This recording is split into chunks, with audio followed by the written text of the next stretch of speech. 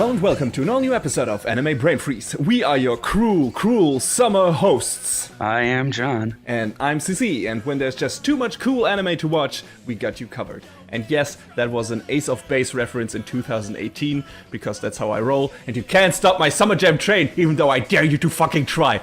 Hey, Hi John, how are you?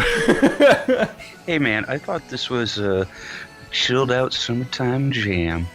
Yeah, that's coming next, but man, I sure could do with some overload of cool stuff right now, because it's cooking outside, and I imagine you're not faring much better. Yeah, I mean, it's cooled off over the past couple of days, but last week was like...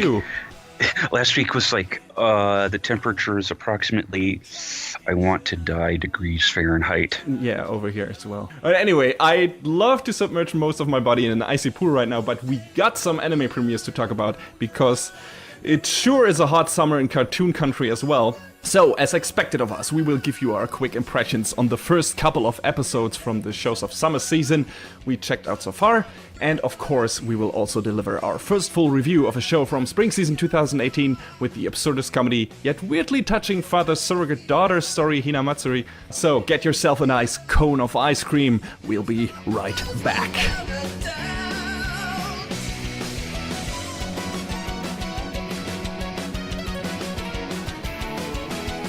Alright, here we are in the sneak peek. As usual, time to talk or give the newly premiered series in this season, the summer season, their due diligence with a few sentences here and there, and our quick thoughts on those. Yeah, let's start with the series that continued in one form or another from an earlier season, took a break and came back. The first one I want to mention, because we can't actually say anything about it yet, is Attack on Titan Season 3, because the first episode of that will air on the day this podcast goes live. So we were not able to check it out yet, but don't worry, there will be a full review eventually. John and I are both all in on Attack on Titan, even more so after the second season, so I can't wait for the third one. Same for you, if I'm not mistaken, right? Oh my god. Wrong show. The anticipation has been hot indeed, especially because they did a pre-screening of the first episode of the third season at Anime Expo, and it's just like, but we still have to wait like 2 weeks. It's harsh, but we'll survive, and I mean, we only have to last until Sunday. You guys have to last a bit longer for the review, but what can you do? And the show's gonna run for 26 episodes, I think, this time around. Pretty sure, yeah. Or 24, something around in that ballpark. So yeah, it's gonna be a while, but I'm looking forward to it, even though I've heard that at least part of the next arc sucks, kinda, or is the most boring one in the manga so far. So I hope they get, past that quickly and get to the more interesting stuff, so we'll see. Well, I mean, a friend of ours was saying that they were showing stuff beyond what comes immediately next, so they'll probably get to it, eventually. It's probably sooner than later. Let's hope so. Anyway, yeah, that's for that. The next series continuation I have on my list is Overlord Season 3, which is continuing right where it left off. I recently reviewed the first 2 seasons in episode 52 of our show, to be exact.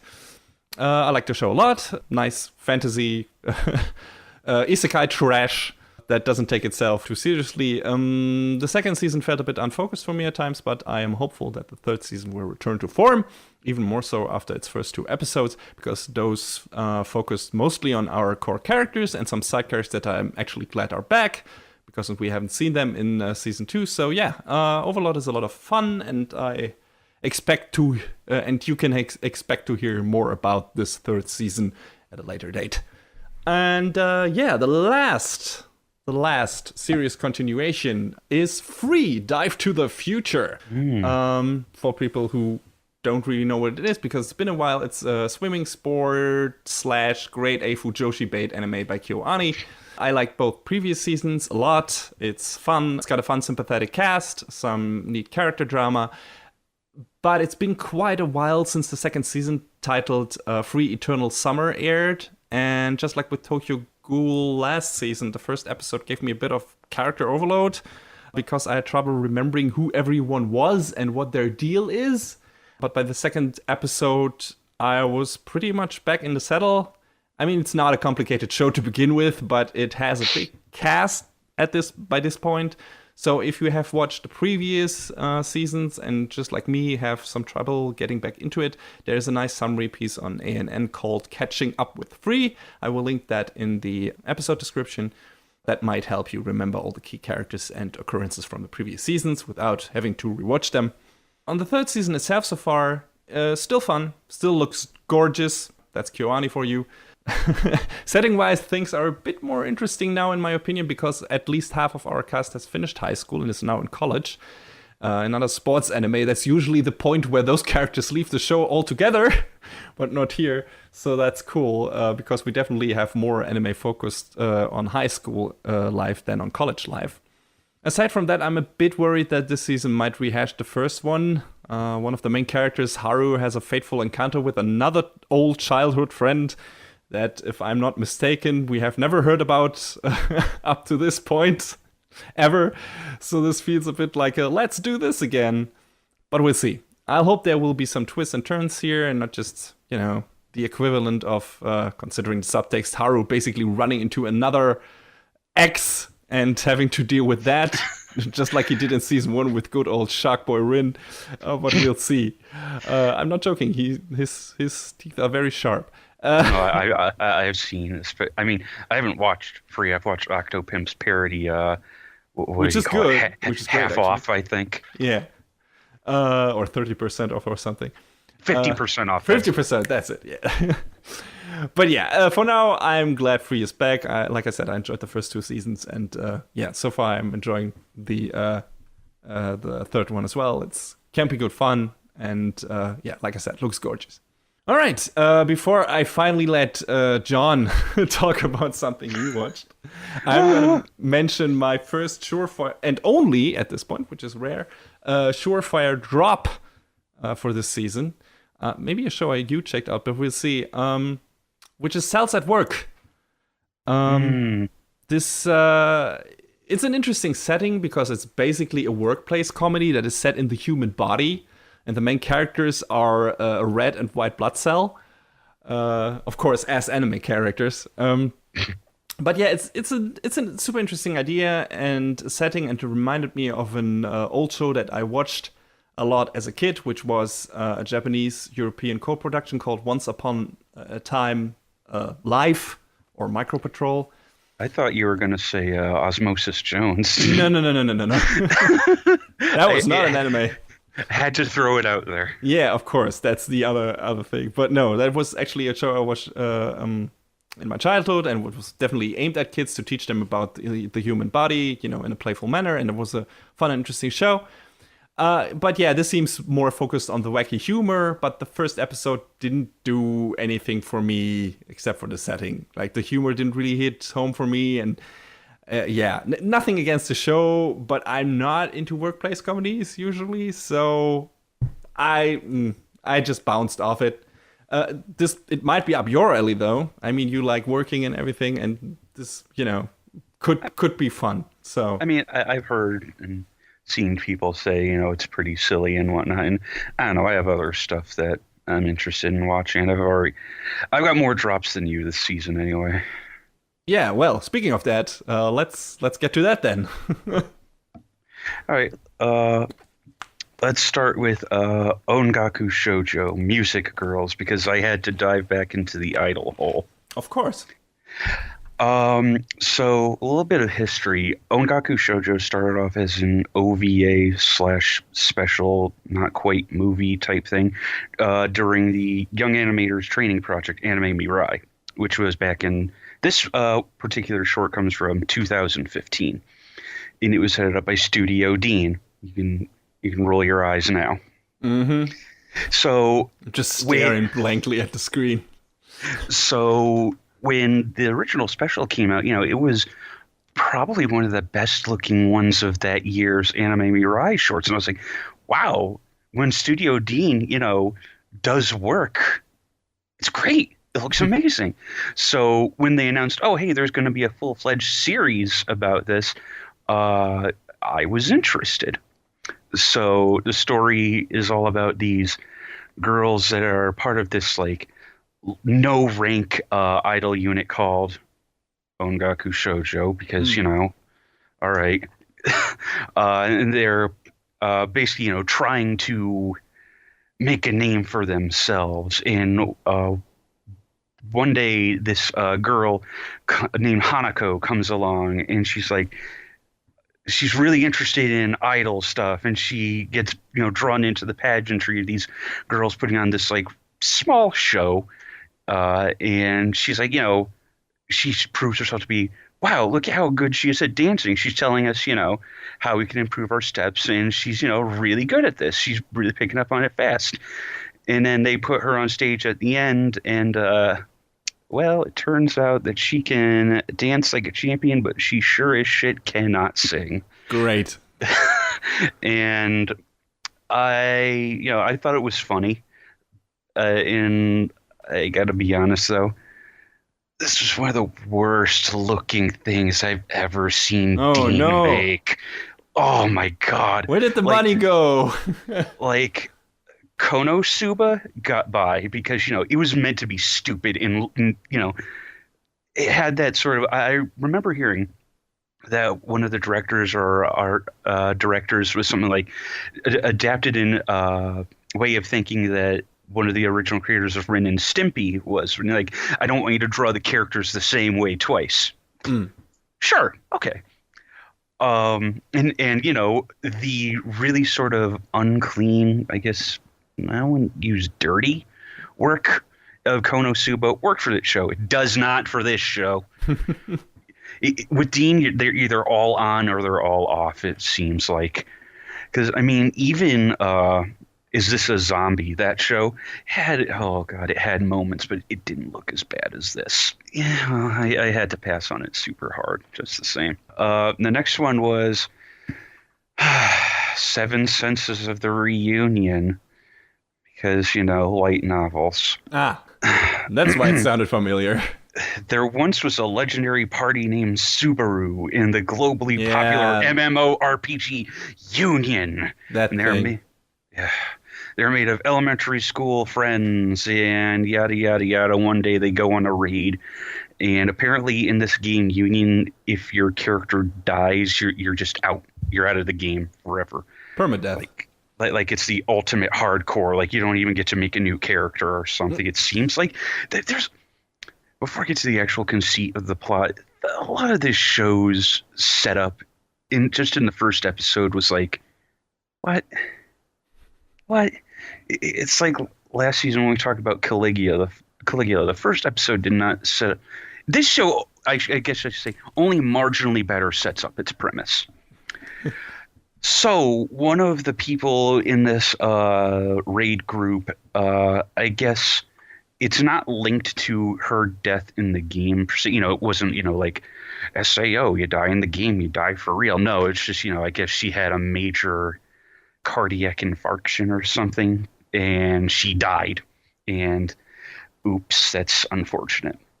So because of that, just because of the bad press linked to the game, it was shut down. 6 years later, the game is brought back, and it's called Reunion. So the main character, Haruto, is he's like, I don't want to play this game anymore because you got bad memories associated with the game. I get it. That's sensible. Eventually gets dragged in by these two people he knows. It's unclear whether or not they're friends or not. I don't know. Like I said, it's poorly established. So they clear this dungeon and they open up a treasure chest, and inside is his dead friend from 6 years ago. What? Like, it's getting weirder. Like, okay, I guess somehow, since, everything has to be a VR MMO after Sword Art Online established that, her consciousness must have got trapped inside the game. And I was just like, you know what? Maybe this isn't terrible, but I'm good. And I just sort of walked away from it from that. I mean, it wasn't like the first episode wasn't bad looking. It just didn't do anything for me. So whatever, man. Sometimes these shows hit and sometimes they miss, But the last drop for me was Island, show based off of a visual novel of the same name. So I've heard things about the show. Like, it's the most oh, visual novel thing of visual novel things that ever visual noveled. oh yes. Urashima is an island far from the mainland. The people who live there lead carefree lives, but 5 years ago, the island's three great families suffered a series of misfortunes and succumbed to suspicion. The people of the island cut off all contact with the mainland and began a slow decline. One day, a young man named Setsuna washes ashore, claiming to be a time traveler and suffering from amnesia. He meets three local girls, the sporty one, the tsundere, and the not vampire. Totally not a vampire. Totally not. Their meeting will change the course of the island's fate. Jesus Christ. So I guess we're getting the visual novel on Steam this summer, so maybe it'll be more compelling and I'll check it out. Probably not. I'm not gonna lie. What are the first scenes of this show? Ends up with one of these poor girls discovering Setsuna washed up on the beach and passed out, and she trips and falls square on his deck. Of course. So that sort of set the tone, and it was like, okay. All right. I'm amazed I watched the second episode of this, to be honest. That's going to be a theme, I think. I guess people on Urashima Island suffer from something called soot blight syndrome, which may as well be vampirism minus sucking people's blood. And I guess, whatever. There are people in the real world who are overly sensitive to sunlight. Sure. Yeah. But this is like to an extreme. And it's like, and Setsuna, obviously it's just like, oh, God, the most VN protagonist that, like you said, ever VN'd.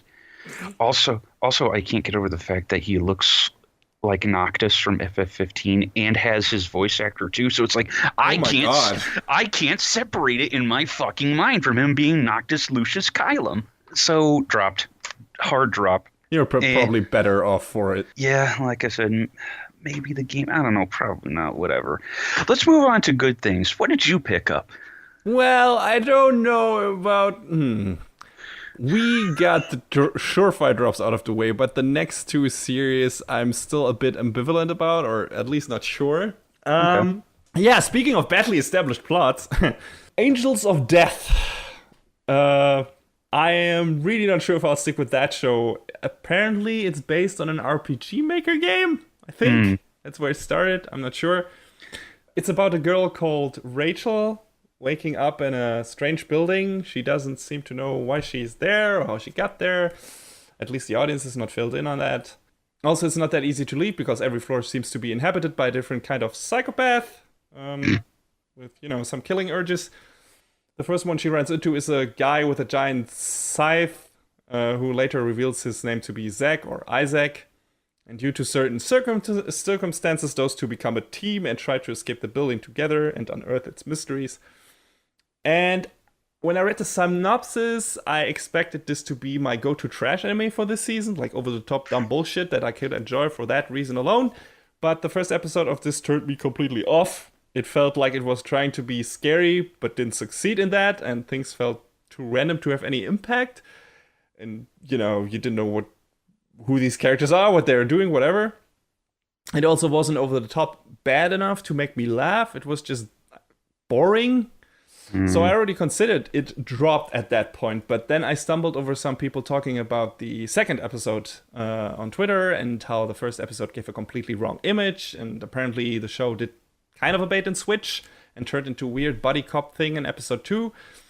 So I got back and watched the second episode, and yeah, I can see it with Rachel and Isaac teaming up, bickering and verbally jabbing at each other. Rachel constantly asking Isaac to kill her for some reason, which puts him off completely because he likes his victims to squirm and not outright ask him to kill them. So he can't really deal with her attitude. It's kind of a fun, albeit very, very weird dynamic. but I'm still not fully on board yet. I haven't really warmed up to the characters yet. Isaac is mostly loud and dumb and not in the fun, but in the annoying way. And Rachel right now is an emotionless enigma, so there is not much to latch onto there either.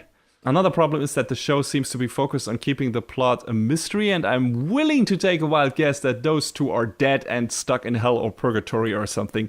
Because Isaac was a stone cold killer before this, he still kinda is, and there is a shot in the OP where a person hangs him or herself, so that might be Rachel. I don't know.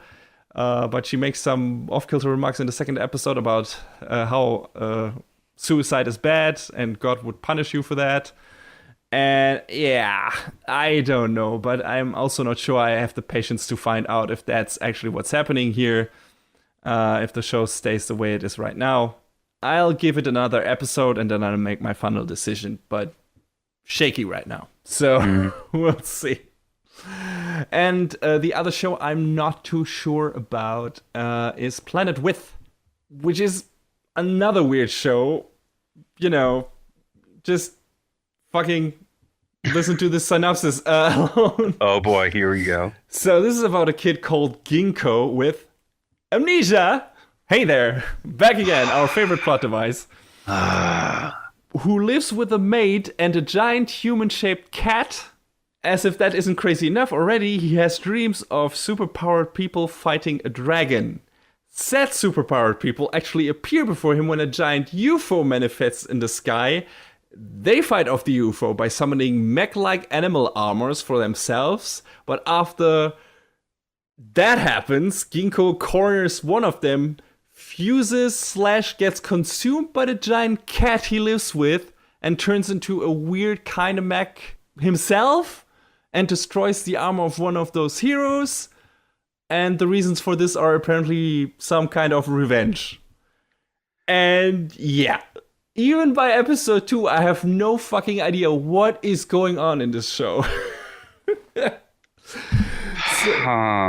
It's kind of fun though, because it's so ridiculous. I just wondering, what is this? What is happening? I have no idea. I can't even take a wild guess, like with Angels of Death. I have no idea what is going on.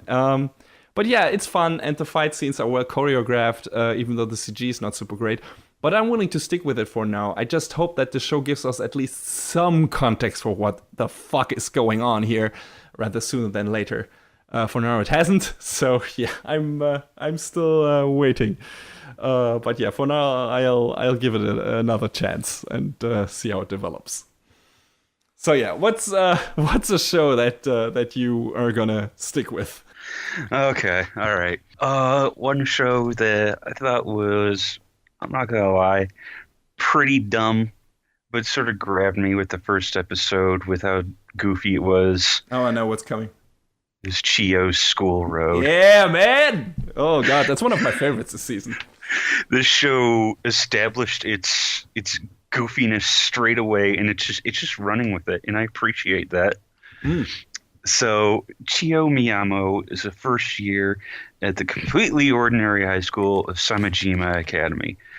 She just wants to get through her school life without standing out too much, but for some reason, all kinds of obstacles await her along the path she takes to school.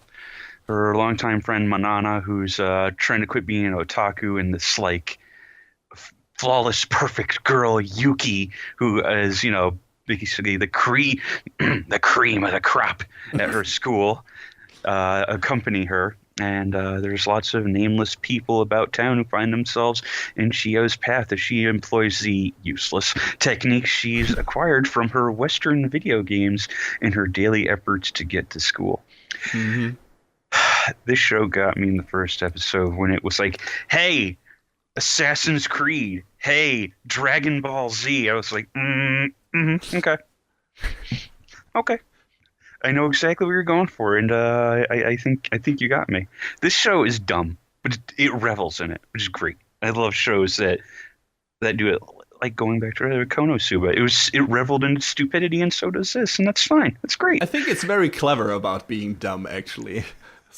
I like the lengths it's willing to go to make a joke work.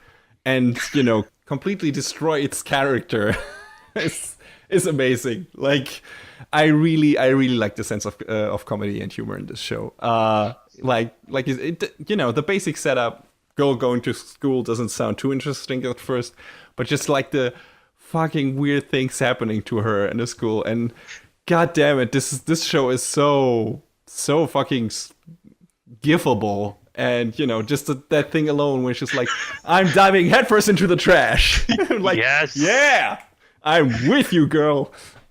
All in. It's amazing. I like. Oh man, I love. Like I said, I love the comedy show. I love all the dirtbag characters, and all of them are dirtbag characters, especially Chio and Manama. Except for Hosokawa, who is like too good for this world, but that brings its own problems with it.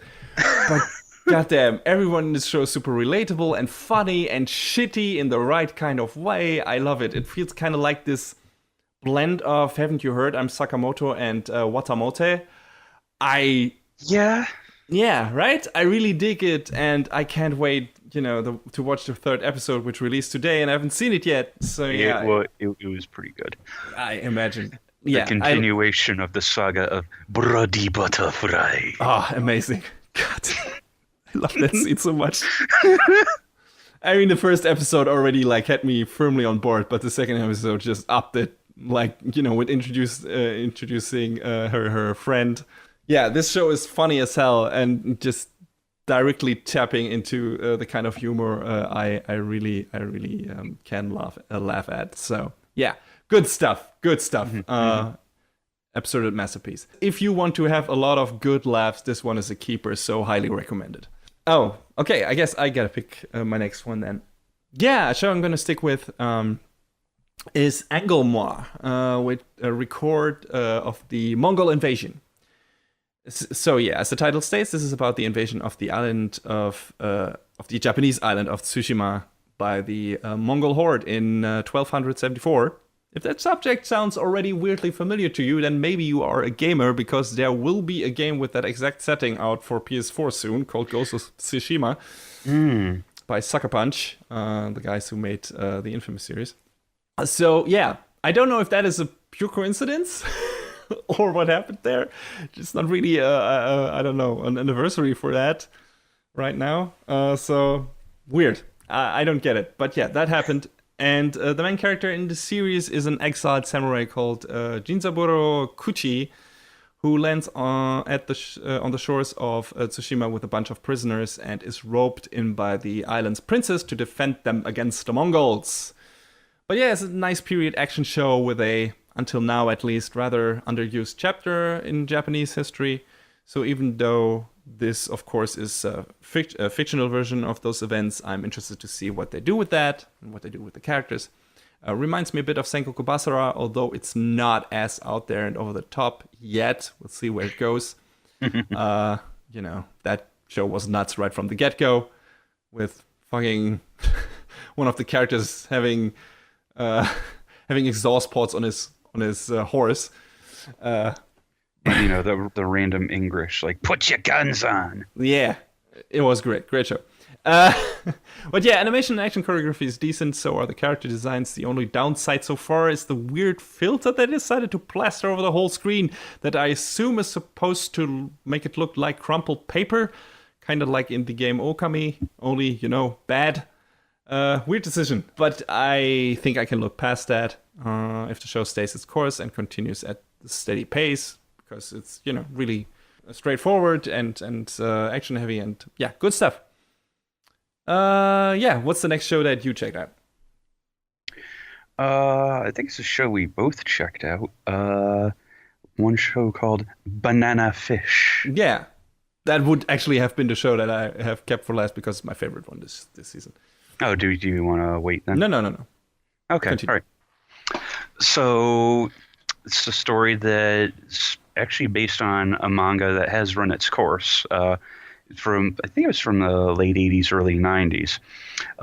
Takes place in New York in 1985 and centers around this this like young upstart gang leader, Ash Lynx. Mm-hmm. His group is one of the toughest on the Lower East Side, and he's got respect from everyone, not just the white guys, the black guys, everyone else in between. So he sees everyone as equals. So as far as a criminal goes, he's got the charisma and the skills to get people on his side.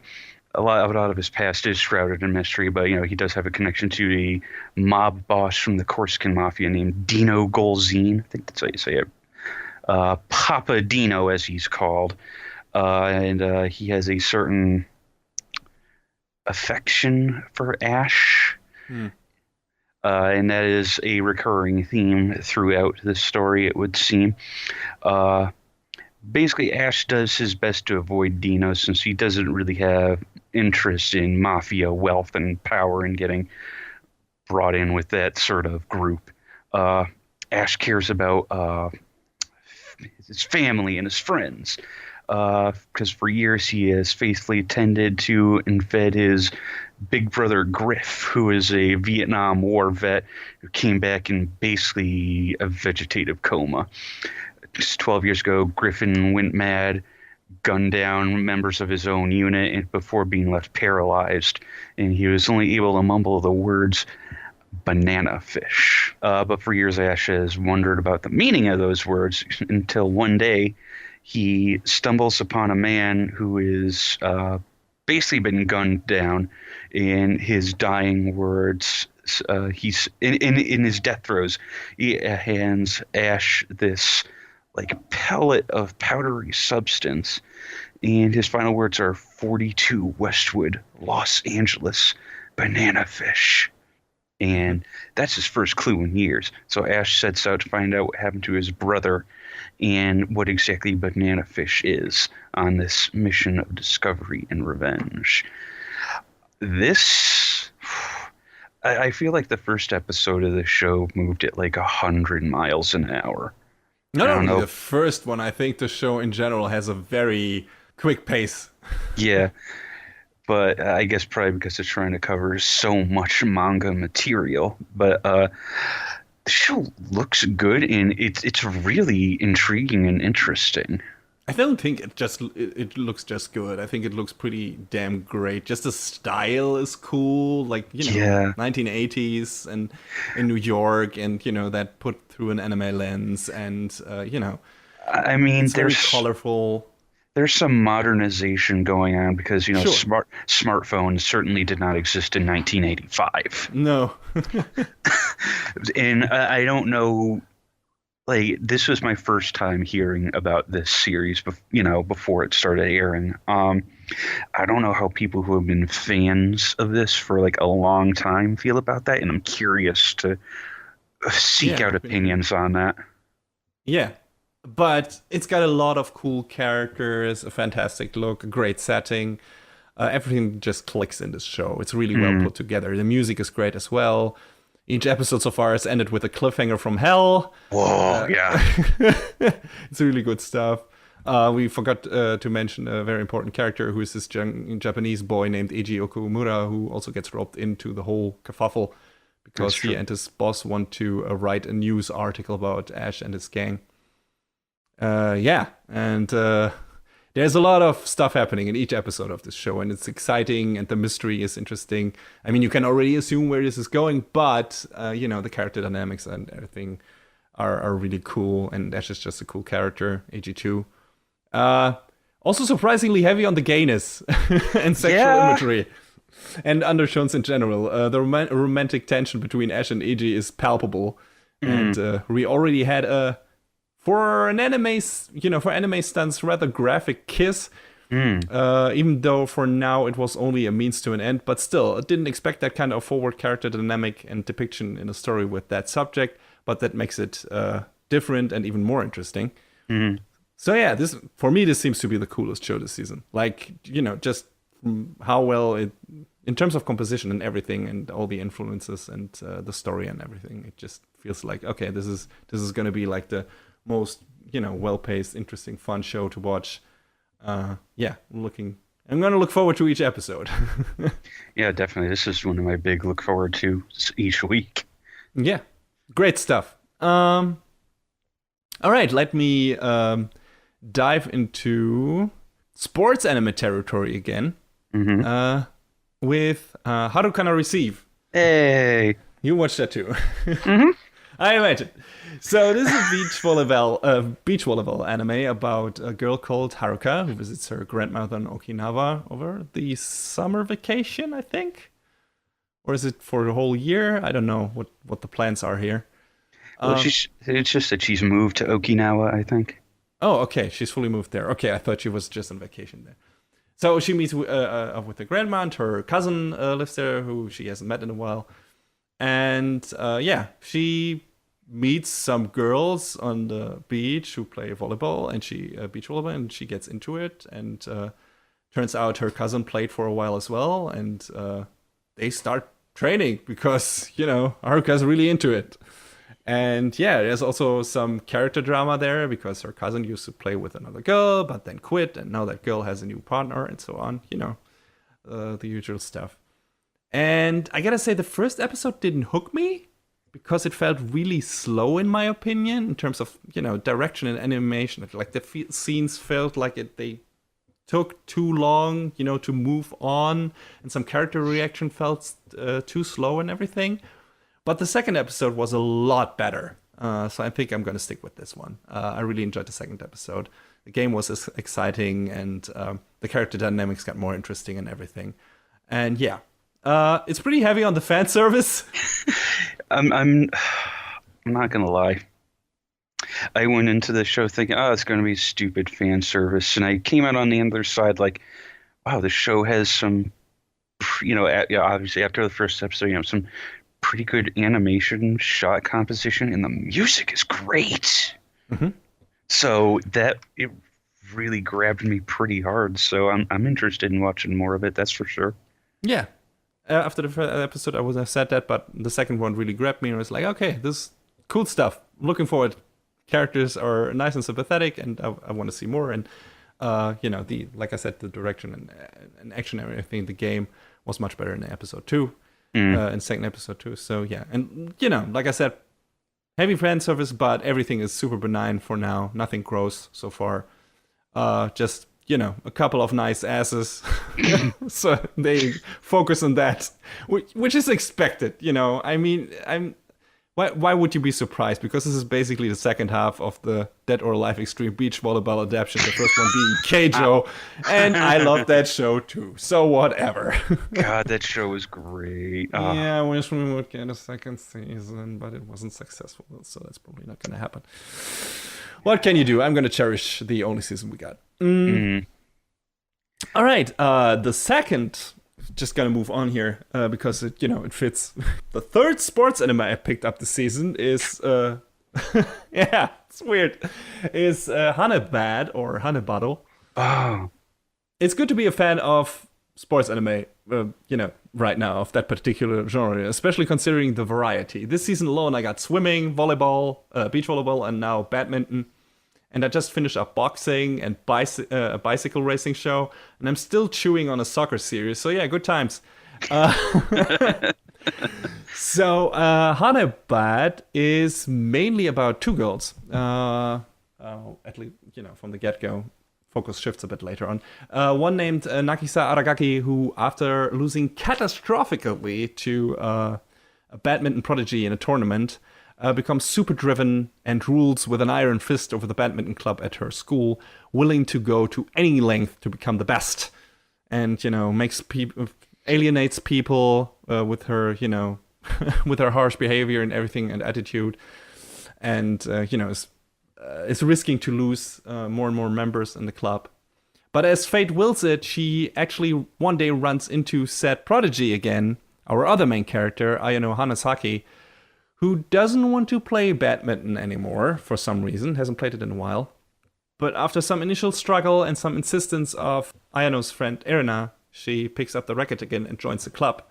Those two are fated to clash and actually evolve from that. Character-wise, the show is very strong. Hanasaki had some bad stuff going on with her mom in her youth, which we get clued on in pretty quick. And, a lot of the initial drama gets wrapped up by episode 3, so I'm excited to see where the show is gonna go from here. But the thing that roped me in from the beginning was the animation in the show, because it blew me away. The first match alone looks so incredibly good and intense and amazingly choreographed. It's wow. They must have rotoscoped the shit out of real badminton matches. It's ridiculous. Most of the animation in the matches looks like the best stuff from Haikyuu constantly. And I wonder if the studio can keep up that level of quality. So far, it hasn't dropped. I've only seen 3 episodes, but it kept up that level of quality, which is ridiculous to me. But yeah, it's a fantastic looking show, and I like all the characters in it so far, the character dynamics, I like the drama, the writing, everything. I hope it stays that strong. There are some new interesting characters on the horizon. I hope they bring, the stuff with Hanesaki's mom back up again, like that she enters the picture later in the series again. I'm pretty sure she will. And all of that is interesting. How will Aragaki develop? She has already, walked her harsh attitude back a bit, and Hanesaki is the reason for that, partially. So there's already a lot of stuff happening, lots more that can happen. But I really, really like everything in that show so far. Just from the setup alone, and especially the animation, it's fantastic. The OP is also great, catchy, and well animated as well. Definitely, this is one of my must-watch shows this season. I really liked it. Yeah, I've seen clips floating around on like Twitter and whatnot, and it looks amazing. Like, goddamn. So, and the writing is up to par as well. So unless you are not interested in sports anime at all, which I can understand, it's a niche genre. Unless you are not interested in all, check this one out. I think this is a winner, definitely. Cool. So, John, what is the last one you checked out, I believe? Yes, the last one I picked up is Shoujo Kakeki, Opera Girl Revue Starlight. Okay, that weirdly sounds familiar with a show you immediately dropped, which is, Ongaku Shoujo. Yes, well, sometimes you find shows that do things really wrong, and sometimes you find shows that you don't expect to do things really right, and holy shit, my dude. Starlight is the song and dance review troupe loved throughout the world. And these two girls, Karen and Hikaria, make a promise with each other when they're young that one day they'll stand on the same stage as Starlight together. Time passes, and now the girls are 16 years old. Karen is very enthusiastic about the lessons she takes every day, holding her promise close to her heart. Hikaria has transferred schools and is now away from Karen. But the cogs of fate turn, and the two are destined to meet again. These and other stage girls will compete in a mysterious audition to gain acceptance into the review. So, holy shit. The first half to 3/4 of this episode start off, it feels kind of unremarkable. It's just these girls in this performing arts school, and then Karen's friend transfers in, and she's like, this prodigy dancer and whatnot, and then things get weird in the best way. So, in the last part of the episode, Karen stumbles upon this underground performance arena where Hikari is fighting against with one of the other girls, and they're in full stage garb, and one of them has a bow and arrow and the other has a knife, and they're singing and dancing and performing, and the idea is to knock the cloak off of the other girl, and it's some Ikuhara-esque shit, and it's amazing. Revolutionary Girl Revue Starlight much? The last quarter of this episode is Kinema Citrus firing on all cylinders, and holy shit, it looks we know what they can do if they want to. Oh yeah, it did. Oh my God, the end of this episode gets of the first episode gets weird, but in such an intriguing way. It's the polar opposite of Ongaku Shoujo this season. It grabbed me real hard with just how mysterious it was at the end. So I can't wait for more. Like I am just chomping at the bit for more of this show to see just how strange it can get. Cool. Sounds really interesting. Oh, Keep me definitely. updated on how weird it gets. I most certainly will.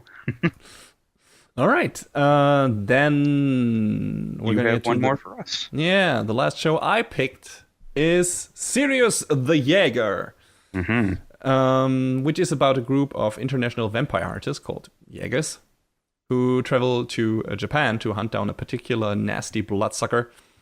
Of course, some people in the government don't want them to interfere, and there seem to be more powerful forces at work than they expected, which gets at least our main character into really hot water at the end of the first episode. Yeah, this is a straightforward action show. The action and fight choreography and animation is just stellar. Like the fight in the final part of the first episode looked amazing. Really, really great stuff on all accounts. I loved looking at this show in general. The character designs are also pretty cool. The setting is interesting as well because it's set in the 1930s. So yeah, cool fantasy action. I hope the animation stays on that level, just with Hanebado. I assume the main character Yuli is actually a werewolf because of the whole Sirius name thing, and he can smell vampires out. So if this turns into a cool werewolf versus vampire slugfest, I'm all in. But either way, I'm looking forward to more. This is gonna definitely cover all of my action needs this season. Biggest downside is the show has been picked up by Netflix. Yeah. So who knows when you will be able to watch it legally. So far, only fan subs are available, just so that you are aware. If you'd rather wait, good on you. Just don't forget about its existence because it seems like it will be a fun time. Yeah. So far, it hasn't even popped up on Netflix Europe. They at least simulcasted Violet Evergarden, but that might not happen for this show. At least so far, it hasn't. So, I just sort of hope that this show holds together, because the last time PA Works did an action show, it was Kuro Mukuro, and that show was a mess. Not in terms of visual quality, but in terms of, like, I watched the first episode with a friend, and I was like, this is fucking dumb. This is an original anime story, right? It's not based on a manga or anything? I think so. I think so. Okay. So, yeah, we'll see. So far, it looks good. Like I said, I like all the characters. Fun team. I mean, this doesn't really, so far, it doesn't look like anything special story-wise. It's been pretty straightforward, judging from the first episode. But, it might go interesting places. It might fall apart completely. We'll see. But for now, I'm intrigued and I'm interested and entertained by what I've seen. And definitely recommend it after the first episode. We'll see how it fares continuing on from here. But yeah, that's it for the sneak peek for this season. And now we gonna get to our first full review for spring. And we'll dive into the seedy underbelly of the Yakuza world. Well, not really. Or not.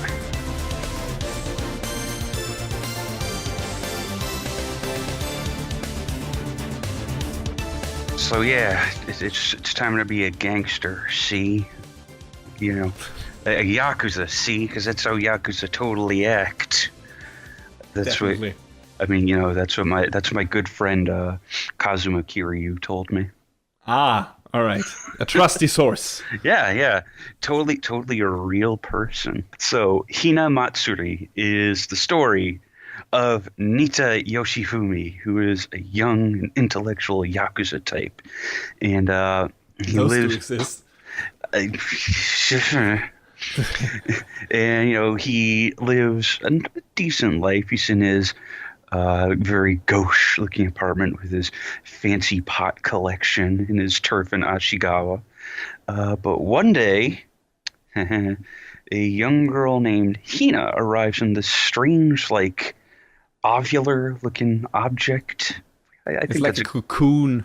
yeah. I guess that'd be a good word to describe it too.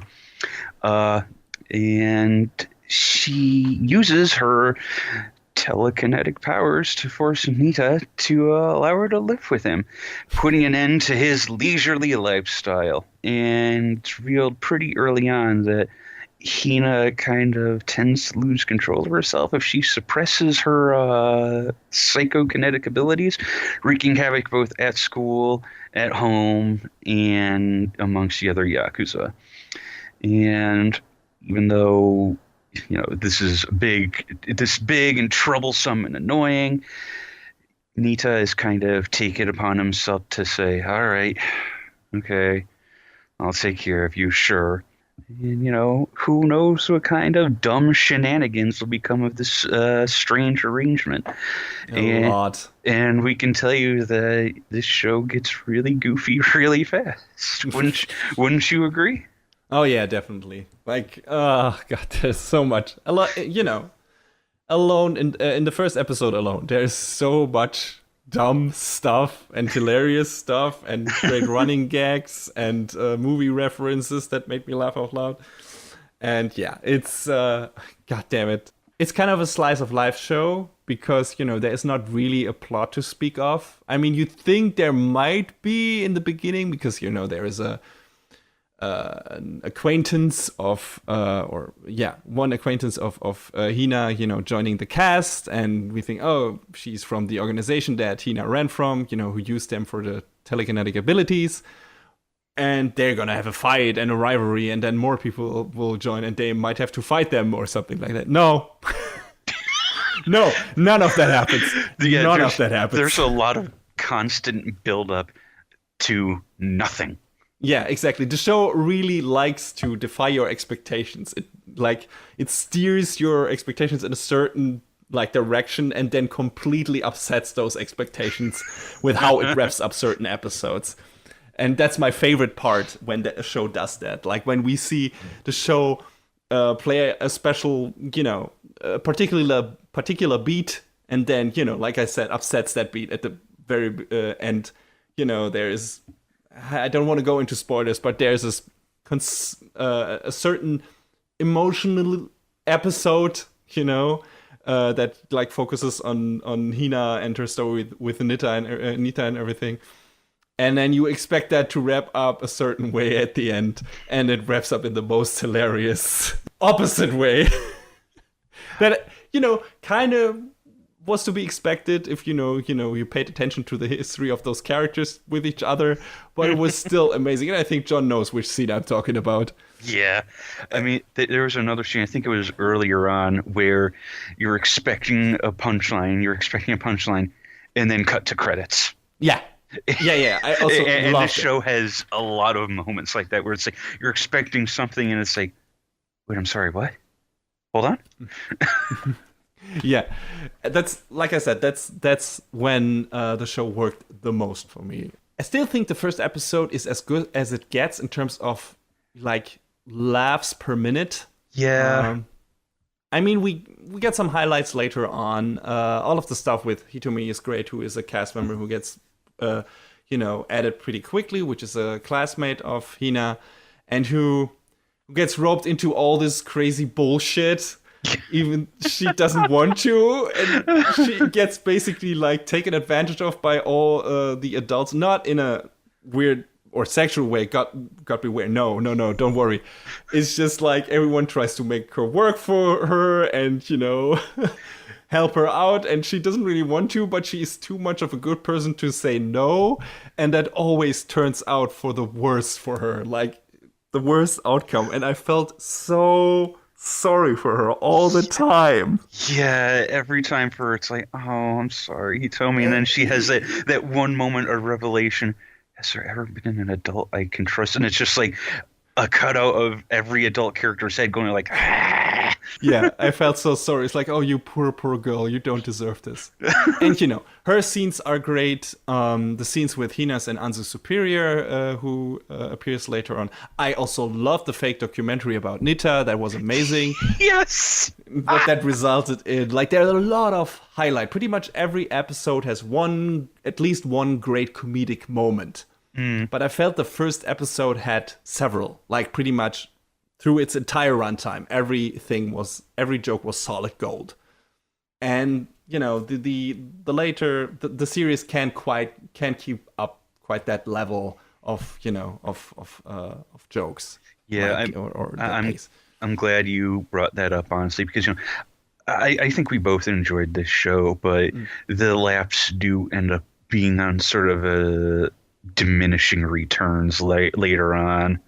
Yeah, some parts of the later episodes just fell a bit flat, or let's say they caused more of a mild snicker on occasion than some genuine laughs. Like the episode that was exclusively focused on Mao didn't do anything for me. Yeah. Like the first one, where she's on the island. Her story in the final episode was good, though, and I was surprised that they actually, brought that show back to what happened in the beginning, which was completely out of context. But, it made sense in the beginning. Oh, that's what this was, what was happening there. It actually, makes sense now. And I like that. But like I said, the island episode didn't do anything for me. And the other thing is the weird emotional beats, which I appreciated in certain parts.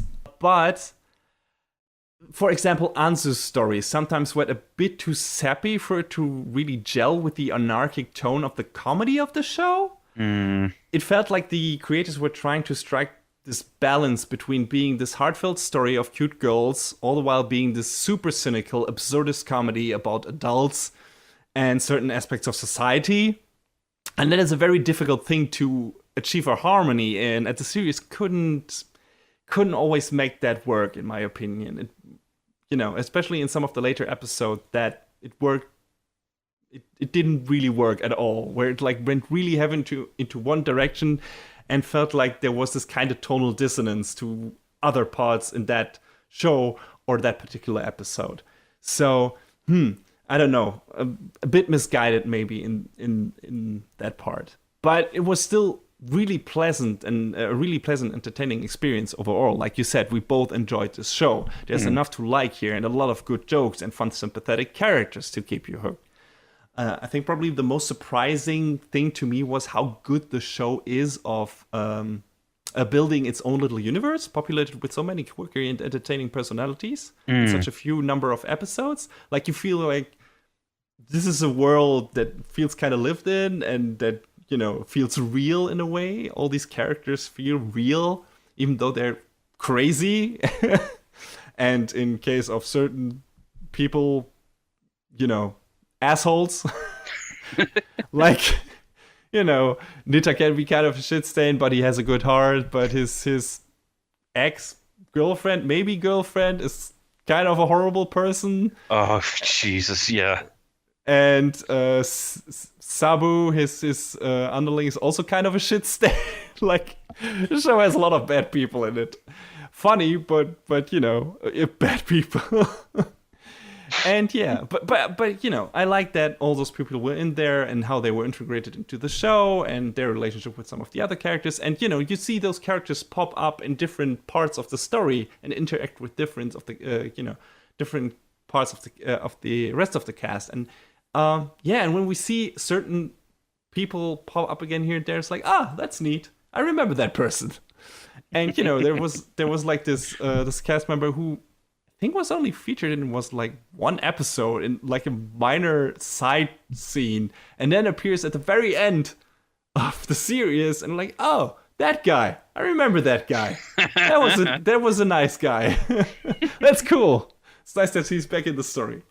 And yeah, I really enjoyed when the show was mostly when the show was going for the absurdist comedy stuff and really went all in there. And or all out there, and the emotional beats were were trying to be heartfelt, but didn't really work for me, especially not if there was like a strong showing of the comedic parts earlier, because I just I couldn't immediately switch and take the emotional stuff that seriously. And in some cases, they played it very seriously and tried to play it out until the end.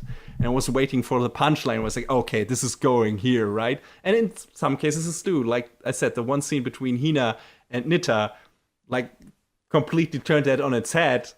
And that was great.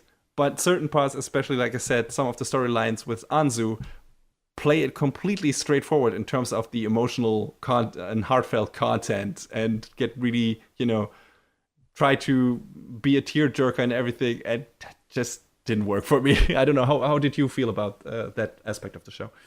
Yeah, it was kind of, I don't want to say emotional whiplash. I don't think that's the right way to word it, but maybe a bit more dissonant, just because it felt like, in spite of really liking this show, it felt like they couldn't make the two halves work together in that way. Like it was fully committing one way or the other, and I would just rather it do a middle ground, or just have it, be a comedy all the way through.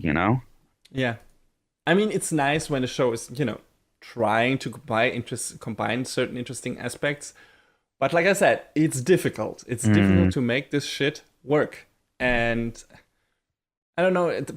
A lot of people will probably disagree with me on that, but I thought, for example, the Marvel Guardians of the Galaxy movies did a pretty decent job at that, where they combine like genuine, heartfelt, emotional moments with really weird, offbeat humor. It didn't always work there either. There's some characters that are badly written, or the jokes don't work, or are too mean-spirited or something. But I feel like that those two movies struck a very good balance between heartfelt emotional content and relatable characters, and some, nice cynical comic moments. And I felt like, kind of, like I said, Hinamatsuri was trying to go for that balance as well, and didn't succeed. Yeah. Which is kind of a shame, but like I said, there's still enough cool stuff, good stuff, funny stuff in that show to make it definitely worth a watch, especially since it's not a long show. Not to mention that it's a really good looking show. Yeah, studio feel. Looking at the amount of other studios that are working on this, they called in a million damn favors to make this show look really, really good. I think I was impressed with the quality animation pretty much from beginning to end, to be honest. I mean, there are some episodes where they take some shortcuts here and there, but nothing that is, super noticeable or anything. Yeah. And when it counts, and especially when it comes to comedic timing and everything, they always nail it. Mm-hmm. So yeah, definitely good stuff on the production side. So yeah, this series was originally penned by Masao Otake, and apparently that's the only work to their name.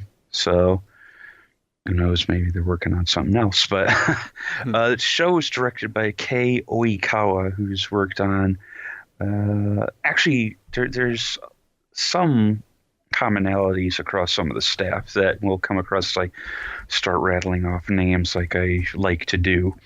Oikawa worked a bit on Minami K, both the series and one of the OVAs. I don't know which one, since I've never actually watched Minami K. I only have a cursory familiarity with it. I worked on Outbreak Company, which I feel like is the unsung hero of light novel adaptations, because it was actually a legitimately fun show. It's worth looking up. My teen rom-com Snafu, which is another show I really liked, and Uma Musume, which aired last season, I believe. Did some episode direction on some stuff like Coyote Ragtime Show and Joshiraku, the latter of which I think is a bit more recent, if I'm not mistaken.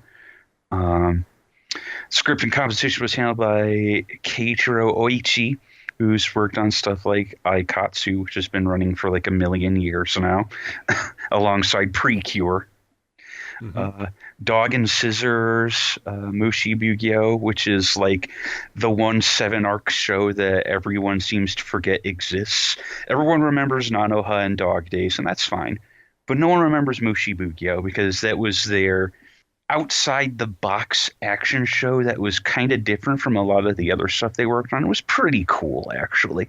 I think I remember talking to you about it back when it was airing a few years ago, and I thought it was really neat. It sounded neat. But yeah, Oichi has also worked on My Teen Rom-Com Snafu and Outbreak Company. And a couple other shows that we've talked about on here, Sweetness and Lightning and Twin Star Exorcists. You know, I really like the former. We were kind of cold on the latter, but, you know, whatever. That's fine. The music was done by Yasuhiro Misawa, who's worked on stuff like Gabriel Dropout, Umaru-chan, Minami Cake's coming back up, Yudo Yudi, and apparently did some work on some of the Musou games, like some of the Samurai Warriors and Dynasty Warriors games. So, one thing is not like the others. Yeah. But hey, you know, it shows they got a versatile profile. Yeah. I think we both agree the show, in spite of its oddities, I don't know if I'd really call them shortcomings straight up like that, but in spite of its hiccups, that's a better word. This show's fun. It's enjoyable. It's worth watching. Yeah, like I said, it's a short show for now anyway. I wonder, I mean, the manga is still running, so we're probably going to get another season if it was successful enough. And I don't assume they're actually going to go anywhere in terms of story, though I wonder if it has already like 13 volumes. What's going to happen with those fucking people? Maybe it stays a slice of life thing, but maybe something actually happens later on. I don't know. Maybe, yeah. Yeah, but I think we're going to get more, and I would definitely watch a second season. I mean, you know, the few things that didn't work for me aside, I had a good time with this show. Yeah, it's only got 12 episodes, so if you got some time to spare, that's not a lot. And yeah, it's an easygoing show. If you're fine with it maybe romanticizing Yakuza a bit too much. You're not wrong. Yeah, it's, you know, it doesn't really delve. Then again, there's a whole game series about that. Yeah, sure. That's true. And I mean, from a comedy show, I didn't expect it to go, oh, these are the dark aspects of the fucking Yakuza world. No. It's just weird like that the main character is such a straightforward guy. I mean, he's still a shitbag in a way, but, you know, he doesn't kill people or anything. Go into this maybe for the characters mostly and some really good jokes. If you expect some plot developments, like I said, those are not going to happen. And if you can deal with some emotional beats, misfiring, and being a bit too earnest for that kind of setup, you should be fine. I think you agree, John, that you would recommend watching this.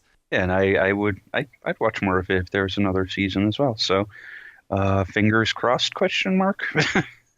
Yeah, definitely. We'll see if another season pops up soonish, maybe. So far, there hasn't been anything announced yet. But I definitely would like to see those characters again.